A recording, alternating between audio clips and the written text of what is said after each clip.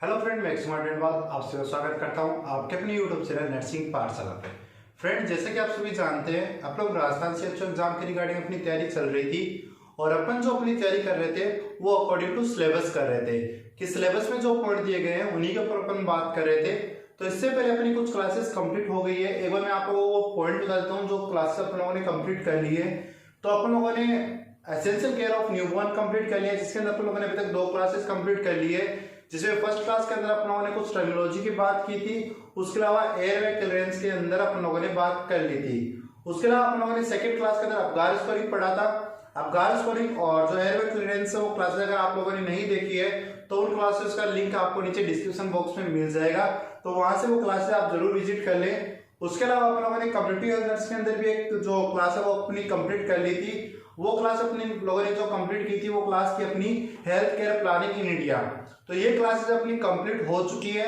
आज फिर मैं आप लोगों के लिए नया टॉपिक लेके आया हूँ जो आपके राजस्थान शिक्षा के सिलेबस के अंदर आपको क्लियरली मेंशन किया गया है। वो आपका टॉपिक है कम्युनिकेबल डिजीज। क्या टॉपिक है फ्रेंड आपका?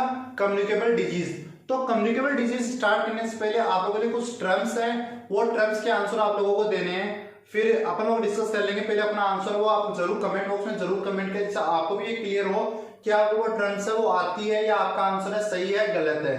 तो अपन स्टार्ट करते हैं अपनी टर्म्स की बात। तो फर्स्ट जो टर्म्स है वो आप लोगों के लिए इस टाइप से जूनोसिस, कि जूनोसिस अपन किसको बोलेंगे, जो जूनोसिस टर्म है वो अपन किसके लिए यूज लेते हैं। तो राइट आंसर अपना कमेंट करें कि जूनोसिस है वो किसके लिए अपन यूज लेते हैं।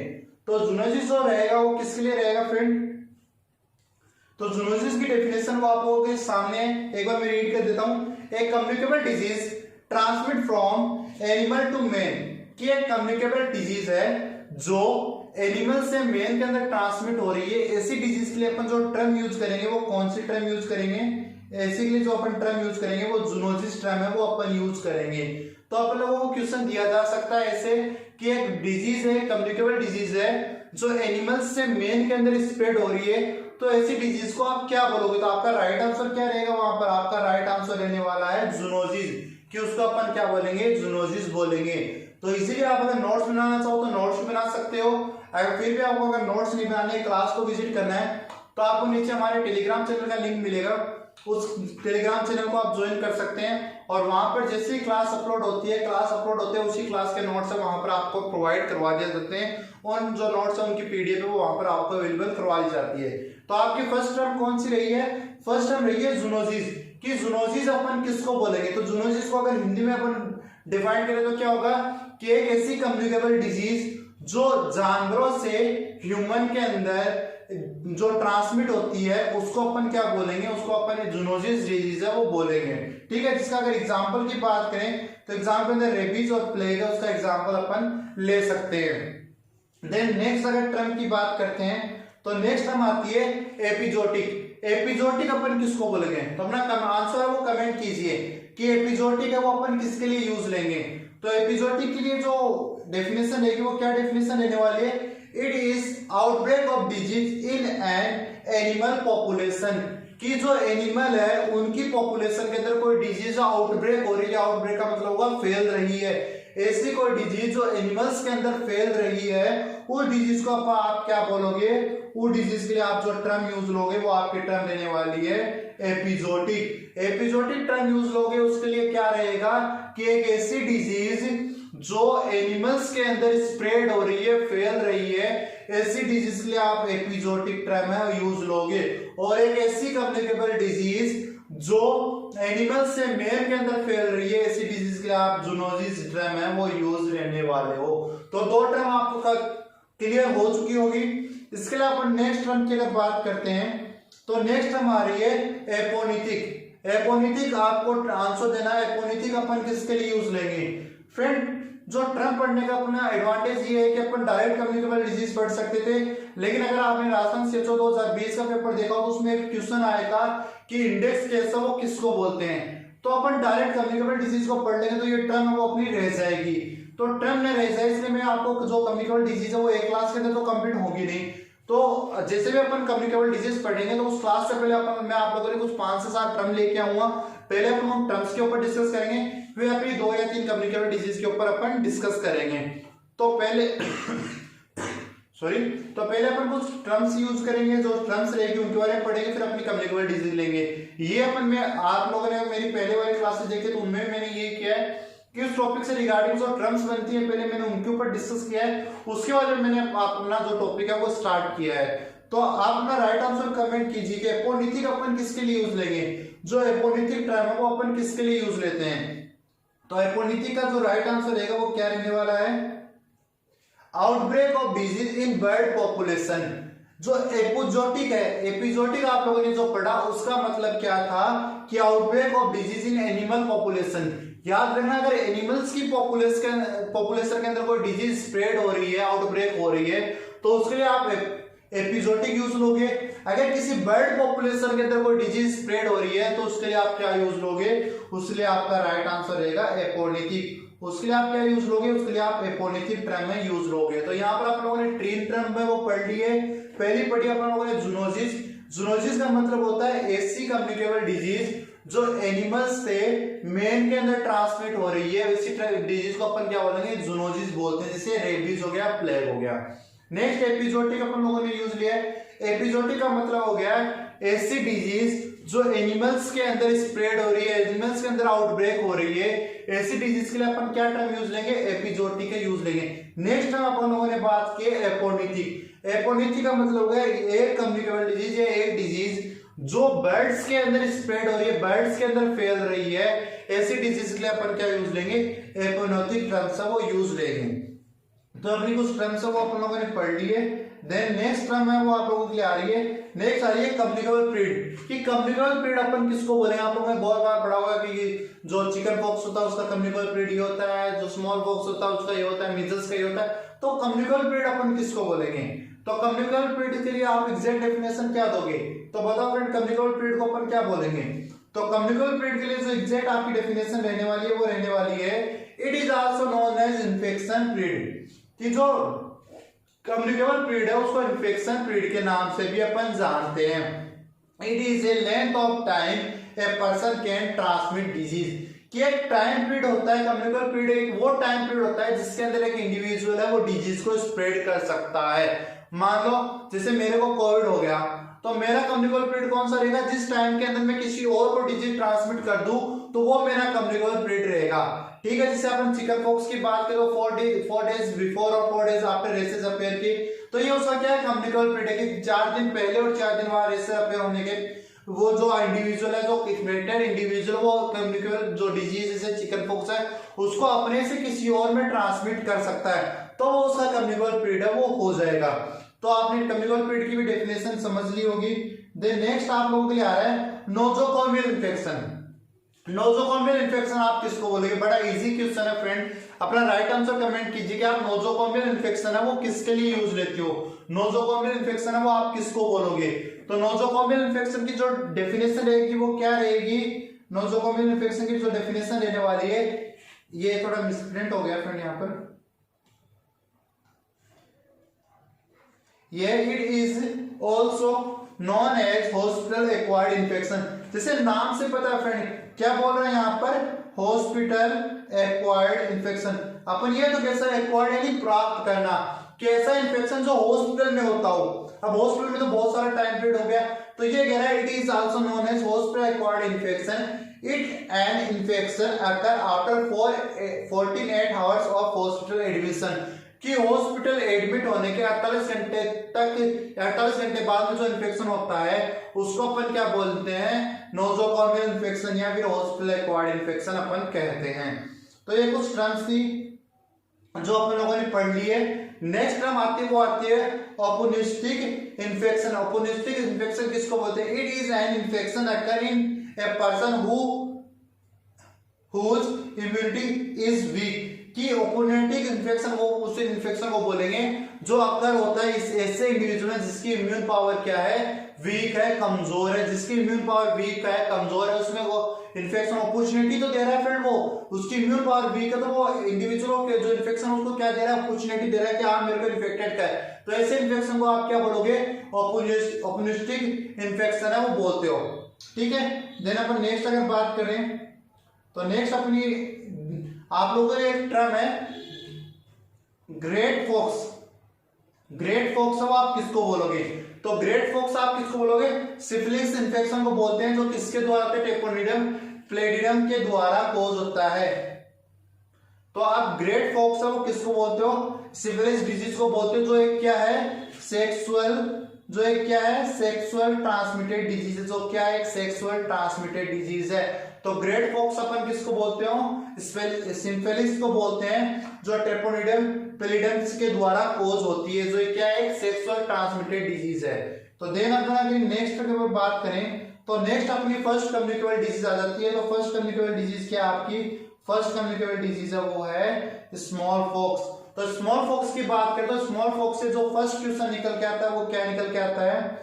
फर्स्ट क्वेश्चन जो निकल के आता है वो आता है the causative organism of small pox. तो अपना राइट आंसर कमेंट कीजिए कि जो पॉजिटिव ऑर्गेनिज्म है स्मॉल पॉक्स का वो कौन सा है? राइट आंसर कमेंट कीजिए फ्रेंड कि जो स्मॉल पॉक्स है उसका पॉजिटिव ऑर्गेनिज्म कौन सा होता है। तो आपका राइट आंसर यहाँ क्या रहेगा कि जो वेरियोला वायरस है वो क्या होता है? आपके स्मॉल पॉक्स का पॉजिटिव ऑर्गेनिज्म होता है, जो क्या है? एक डीएनए, जो क्या है? एक डीएनए वायरस है, जो क्या है? एक डीएनए वायरस है। तो यहाँ पर आप लोगों ने क्वेश्चन पुट किया गया था कि जो स्मॉल पॉक्स है उसका पॉजिटिव ऑर्गेनिज्म क्या रहेगा। तो आपका राइट आंसर किसके पास रह जाएगा कि जो वेरियोला वायरस है, जो एक डीएनए वायरस है, उसके द्वारा आपका जो पॉजिटिव स्मॉल पॉक्स है वो कोज होता है। देन अगर नेक्स्ट बात करें नेक्स्ट क्वेश्चन की, तो नेक्स्ट आ रहा है incubation period of small pox, कि स्मॉल पॉक्स का इंक्यूबेशन पीरियड क्या होता है। तो इंक्यूबेशन पीरियड का आंसर जानने से पहले आपको पता होना चाहिए कि इंक्यूबेशन पीरियड टर्म क्या होती है। इंक्यूबेशन पीरियड की टर्म क्या होती है? तो इंक्यूबेशन पीरियड वो पीरियड होता है जिसके अंदर आपके कोई माइक्रोऑर्गेनिज्म आपकी बॉडी में एंटर कर दिया, एंटर करने से जब तक वो अपना फर्स्ट साइन सिम्टम अपीयर करेगा, इस बीच के टाइम को आप क्या बोलोगे? इंक्यूबेशन पीरियड बोलते हो। तो राइट आंसर कमेंट कीजिए कि जो इंक्यूबेशन पीरियड होता है स्मॉल पॉक्स का वो क्या होता है, कितना होता है। तो इंक्यूबेशन पीरियड का आंसर किसके पास चला जाएगा फ्रेंड? इंक्यूबेशन का आंसर चला जाएगा 11 से 14 दिन के पास चला जाएगा, कि इंक्यूबेशन पीरियड होता है स्मॉल पॉक्स का वो कितना होता है? 11 to 40 डे है, 11 से 14 दिन है वो स्मॉल पॉक्स का इंक्यूबेशन पीरियड है वो होता है। देन नेक्स्ट अगर क्वेश्चन आप लोगों के लिए सामने आ रहा है, नेक्स्ट क्वेश्चन आ रहा है मोड ऑफ ट्रांसमिशन, कि जो स्मॉल पॉक्स है उसका मोड ऑफ ट्रांसमिशन है वो क्या होता है। तो मोड ऑफ ट्रांसमिशन का आंसर क्या रहेगा फ्रेंड? मोड ऑफ ट्रांसमिशन क्या रहेगा कि जो इन्फेक्शन है, जो स्मॉल पॉक्स इन्फेक्शन है, एक पर्सन से दूसरे पर्सन में किस रूट से ट्रांसमिट होता है। तो अपना राइट आंसर कमेंट कीजिए कि जो स्मॉल पॉक्स है उसका मोड ऑफ ट्रांसमिशन क्या रहने वाला है। तो मोड ऑफ ट्रांसमिशन का आंसर किसके पास रहेगा? मोड ऑफ ट्रांसमिशन का आंसर चला जाएगा रेस्पिरेशन के थ्रू, यानी एयरबोर्न या फिर ड्रॉपलेट। यानी अगर मैं छींकूंगा, मैं खांसूंगा, मैं अगर इन्फेक्टेड पर्सन हूं स्मॉल पॉक्स का, मैंने अगर खांसा, मैंने छींका, तो मेरे जो वायरस था वो बाहर आया किसी और के रेस्पिरेटरी के थ्रू उसके अंदर चला गया, उसको बोलते हैं मोड ऑफ ट्रांसमिशन। तो जो स्मॉल पॉक्स है उसका मोड ऑफ ट्रांसमिशन क्या रहने वाला है? रेस्पिरेटरी रूट यानी ड्रॉपलेट या फिर एयरबोर्न ट्रांसमिशन रहने वाला है। क्लियर है आप सभी को? देन अगर नेक्स्ट अगर अपन बात करें तो नेक्स्ट आप लोगों के लिए जो टर्म आती है वो आती है कि the last case of small pox was reported in India, कि स्मॉल पॉक्स का लास्ट केस इंडिया के अंदर कब रिपोर्ट हुआ था। तो राइट आंसर कमेंट कीजिए, जो स्मॉल पॉक्स है उसका लास्ट केस इंडिया में कब रिपोर्ट हुआ था। तो लास्ट केस का आंसर किसके पास जाएगा? अपना जल्दी से कमेंट कीजिए आंसर। तो लास्ट केस किसके पास चला जाएगा? लास्ट केस का आंसर चला जाएगा 24 मई 1975 को। लास्ट केस का पूछ रहा हूं, ये नहीं पूछ रहा हूं कि इराडिकेट कब हुआ था इंडिया से। लास्ट केस कब आया था? 24 मई 1975 के अंदर इंडिया के अंदर लास्ट केस आया था किसका? स्मॉल पॉक्स का। स्मॉल पॉक्स का लास्ट केस का आंसर किसके पास गया? 24 मई 1975 के पास चला गया। लास्ट केस पूछा है, इराडिकेशन नहीं पूछा है। नेक्स्ट क्वेश्चन के ऊपर ध्यान दीजिए फ्रेंड। नेक्स्ट क्वेश्चन क्या पूछ रहा है? India declared small pox free. अब पूछा गया वो क्वेश्चन, इंडिया को स्मॉल पॉक्स फ्री है वो कब डिक्लेयर किया गया था। तो राइट आंसर अब दीजिए आप अपना। इंडिया को स्मॉल पॉक्स फ्री कब डिक्लेयर किया गया था? तो राइट आंसर किसके पास चला जाएगा? राइट आंसर चला जाएगा अप्रैल 1977 को इंडिया को स्मॉल पॉक्स फ्री, यानी इंडिया से स्मॉल पॉक्स इरेडिकेट हो चुका था 1977 अप्रैल को। आपको अगर पूछा जाए कि इंडिया से कौन सी डिजीज इरेडिकेट हो चुकी है, क्वेश्चन आएगा राजस्थान सीएचओ में, तो उसका राइट आंसर क्या था, वहां पर राइट आंसर था small pox. Small pox eradicate, small pox वो इरेडिकेट हो चुका है। कब इरेडिकेट हुआ था, अप्रैल 1977 के अंदर इरेडिकेट हुआ था। देन एक और क्वेश्चन बनता है कि लास्ट केस कब रिपोर्ट हुआ था, तो 24 मई 1975 को लास्ट केस रिपोर्ट हुआ था। कहने का मतलब है इंडिया के अंदर जो लास्ट पेशेंट आया था स्मॉल पॉक्स का वो 24 मई 1975 को आया था। उसके बाद में 1977 कोई केस नहीं आया। ये थोड़ी होता है फ्रेंड कि आज लास्ट केस आया तो आज स्मॉल पॉक्स फ्री कर दिया गया, नहीं। डब्ल्यूएचओ पहले अपनी जो डाटा कलेक्ट करता है 1-2-3 साल का टाइम लेता है, उसके बाद में अपनी डिटेल्स देता है। तो 24 मई 1975 को लास्ट केस आया, उसके बाद में अप्रैल 1977 तक कोई भी केस नहीं आया। इस कारण से इंडिया को अप्रैल 1977 को स्मॉल पॉक्स फ्री डिक्लेयर कर दिया गया। ये बात हो गई इंडिया की। देन नेक्स्ट क्वेश्चन जो बनता है वो बनता है कि the last case of small pox was reported in world. ये वर्ल्ड का क्वेश्चन है कि लास्ट केस स्मॉल पॉक्स का विश्व के अंदर कब रिपोर्ट किया गया था। तो अपना राइट आंसर कमेंट कीजिए कि जो स्मॉल पॉक्स है उसका लास्ट केस है वो कब रिपोर्ट किया गया था। तो लास्ट केस का आंसर किसके पास चला जाएगा, तो लास्ट केस का आंसर चला जाएगा 26 अक्टूबर 1977 को। अप्रैल 1977 को इंडिया को स्मॉल पॉक्स फ्री किया गया था और 24 मई 1975 को इंडिया के अंदर लास्ट केस आया था। 24 अक्टूबर 1977 को विश्व के अंदर लास्ट केस देखने को मिला था। यहां से एक क्वेश्चन और निकल के आता है कि जो विश्व के अंदर लास्ट केस रिपोर्ट किया गया था वो कहां रिपोर्ट किया गया था। तो लास्ट केस रिपोर्ट किया गया था वो सोमालिया के अंदर रिपोर्ट किया गया था। कहां पर रिपोर्ट किया गया था, सोमालिया के अंदर रिपोर्ट किया गया था। लास्ट केस कब, 26 अक्टूबर 1977 को। देन जो नेक्स्ट क्वेश्चन बनता है वो बनता है WHO declare small pox free in world, कि WHO ने विश्व में जो स्मॉल पॉक्स फ्री है कब डिक्लेयर किया गया था। तो इसका आंसर किसके पास जाएगा कि 8 मई 1980 को विश्व को स्मॉल पॉक्स फ्री डिक्लेयर कर दिया गया था। तो ये यहां से 4 क्वेश्चन बनते हैं, एक बार रिपीट कर लेते हैं अपन चारों क्वेश्चन को। पहला क्वेश्चन बनता है कि इंडिया को स्मॉल पॉक्स है वो इंडिया के अंदर लास्ट केस कब रिपोर्ट हुआ था। तो इंडिया के अंदर 24 मई 1975 के अंदर जो स्मॉल पॉक्स है उसका लास्ट केस है वो रिपोर्ट हुआ था।